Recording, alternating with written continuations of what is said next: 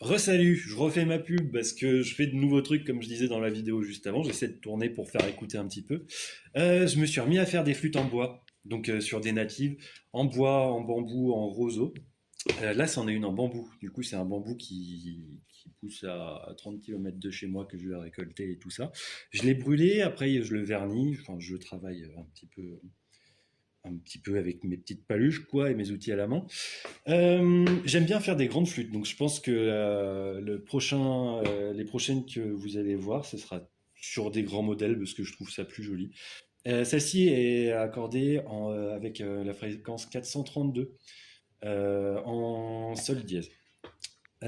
Juste la différence par rapport aux autres flûtes qui sont en PLA, de l'amidon de maïs et la fibre de canne à sucre, c'est que là, on est sur un son qui est quand même plus traditionnel dans le sens, il y a plus d'air qui passe avec le biseau. Donc je l'ai fait entièrement en bois. Il y a cette partie-là que je fais, du coup, qui reste avec de l'amidon de maïs et de la fibre de canne à sucre, mais elle contient aussi un peu de bois. C'est juste pour que ce soit plus lisse et que je montrerai un jour comment ça fonctionne les flûtes natives, mais qu'on ait un son qui soit plus propre que les traditionnels, je trouve. Du coup, oui, celle-ci, elle demande, c'est moins de clarté dans le son que les autres que je fabrique, mais c'est voulu. Enfin, ça se rapproche, je leur dis, du côté traditionnel. Alors, on m'a encore jamais jeté de tomahawk par rapport à ce que je dis, mais voilà, je vais souffler dedans, on verra bien. Pareil, j'essaie de les faire traversières pour me différencier un peu. Au lieu de les souffler comme ça, on peut les souffler comme ça.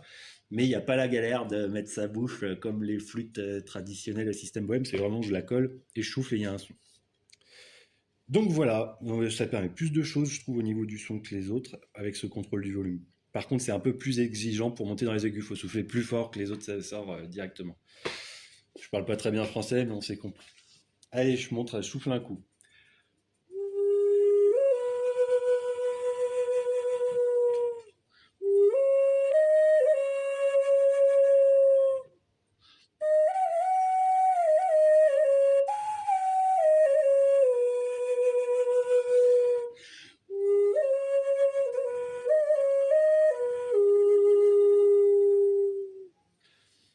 Alors, je vais essayer de remonter toutes les notes. Pareil, elle sort de l'atelier, du coup, je gère pas encore bien au niveau du souffle dans les aigus, donc ça s'entend un peu, mais toutes les notes sont atteignables, quoi.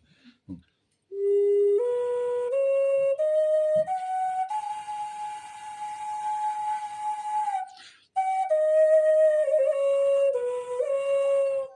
et c'est intéressant avec ce type de flûte parce que vous avez vu, après, j'avais pas assez soufflé au départ pour la note la plus aiguë, donc après, j'ai géré mon souffle en augmentant et là, j'ai eu la bonne note.